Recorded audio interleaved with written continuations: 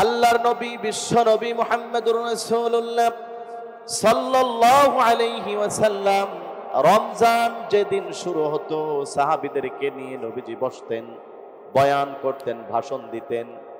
সেই ভাষণে নবীজি সাহাবীদেরকে সম্বোধন করে বলতেন, ও আমার প্রিয় সাহাবীরা, আতাকুম রমাদান, তোমাদের মাঝে পবিত্র মাহে রমাদান আগমন করেছে।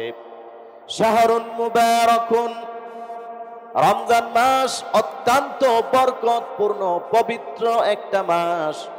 ফারাদাল্লাহু আযজা ওয়া জাল্লা আলাইকুম সিয়ামাহু, আল্লাহ রাব্বুল আলামিন এই মাসে রোজা রাখা তোমাদের জন্য ফরজ করে দিয়েছেন।